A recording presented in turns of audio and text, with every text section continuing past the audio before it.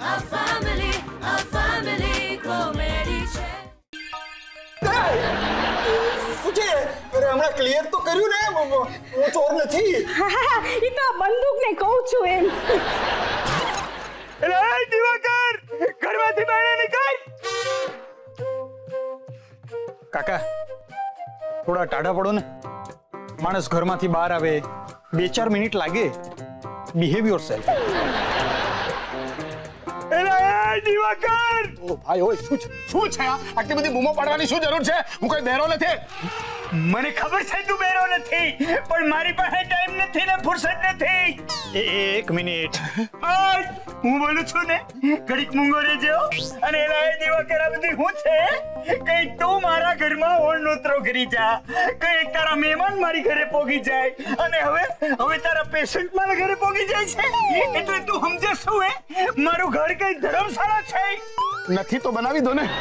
આપણને તમારા સંદીપને બિઝનેસની જરૂર જ હોય છે, એને કામ મળી જશે. એટલે આ મજાકનો સમય નથી હો. હું પણ મજાક નથી કરતો. તો ઠીક. હવે હું બોલું. એ ભાઈ બોલ, તું બોલ. આમને શું પૂછે છે? તારે કંઈ પણ બોલવું હોય ને તો તારે આમની પરવાનગી લેવાની કોઈ જરૂર નથી, સમજો ને.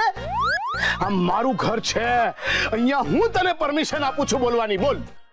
એટલે એ દિવાકર, મને ખબર છે કે આ તારું ઘર છે, પણ આ તારો પરોણો છે ને, પેલા મારા ઘરમાં આવ્યો તો હું ઘરી ગયો તો.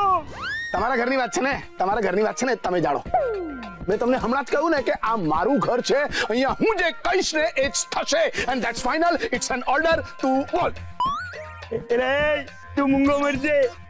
અને તું બોલ એટલે હું કયું નો આવીને તારી આરે અહીંયા લમણાજી કરું છું, એટલે તને શું લાગે છે હું અક્કલ મઠો અને મૂર્ખો છું એમ? અભ્યંકર, તમારો આ એક ગુણ છે ને મને બહુ જ ગમે છે. તમે પોતાની જાત માટે એટલા સ્પષ્ટ છો ને, તો હવે હું વધારાનું શું કહું. તું ઘરે બેઠા મારું અપમાન કરે છો? તો આટલી મામૂલી વાત માટે હું તમને કઈક હિલ સ્ટેશન થોડે લઈ જાઉં? તું ઘરે બેઠા મારું અપમાન કરે છો? તો આટલી મામૂલી વાત માટે હું તમને કઈક હિલ સ્ટેશન થોડે લઈ જાઉં? તારા ખર્ચે હું હિલ સ્ટેશન તો હું અહીંના વડોદરાના રેલવે સ્ટેશન ન આવું. Baroda railway station? અરે હું તો તમને બરોડાના બસ સ્ટેન્ડ પર પણ ના લઈ જાઉં. તને તો ઘરમાંથી બહાર કાઢવા જેવો જ નથી. હવે તમારું શું છે? મારા હરા શું થયું? અરે યાર, અરે આ એરિયામાં કોઈ નોર્મલ માણસ પણ રહે છે કે નહીં? એક મિનિટ, તમારે કોનું કામ છે? નોર્મલ માણસનું. તો અહીં ખોટા આવી ગયા છો. એ ભાઈ પ્લીઝ તમે મને બોલવા દો ને યાર. તમે બંને બોલો છો ને ત્યારે કોઈ ભળતા જ ટોપિક ઉપર ફસવા માંડો છો, બોલવા માંડો છો. જુઓ, મારું નામ અમિત છે, અમિત કુલકર્ણી. મૂળે મહારાષ્ટ્રીયન છું અને બરોડામાં રહું છું. ડોક્ટર પાર્થનો પેશન્ટ છું હું. આ બરોડામાં સુભાનપુરા રોડ ઉપર રહું છું. પરિણીત છું, પણ મારી પત્ની પૂનામાં રહે છે. મારી માતૃભાષા મરાઠી છે, પણ ભાંગ્યું તૂટ્યું ગુજરાતી બોલી લઉં છું. अहो भांगला तुटला नहीं, तुम्ही खूप चांगला गुजराती बोलतात. એ તું છે ને મરાઠી બોલીને એની સાથે વાલી થાય છે. આહો આહો, એને કહ્યું ને કે એને ગુજરાતી આવડે છે. वाला દીવા, તમે જરા શાંતિ રાખો. ભાઈ, તમે ખૂબ સરસ ગુજરાતી બોલો છો. હા બોલો. એમ ખૂબી આભાર તમારો. હું આ એરિયામાં આવીને પછી તમે પેલો નોર્મલ વ્યક્તિ છો જે નોર્મલી વાત કરી રહ્યો છે. બાકી આ બંને તો એકબીજાને જોઈને ભસવા જ માંડી છે. માંડી? એ લોકોને છોડો ને, તમારે તમારી વાત પૂરી કરો. હું એમ કહેતી હતી કે હું છે ને ડોક્ટર પાર્થની પેશન્ટ છું, અને ડોક્ટર પાર્થ મારી ડોક્ટર નથી. તો વયો છે ને.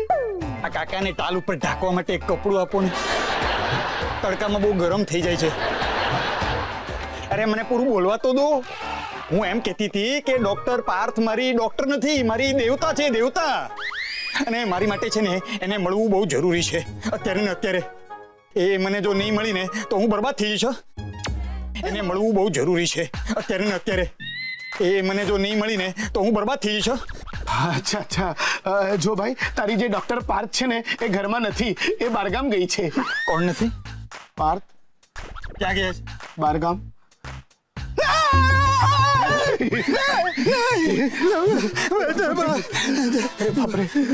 એલા એ સાંભળજો આ મને વાયડી ઊંટ નું લાગે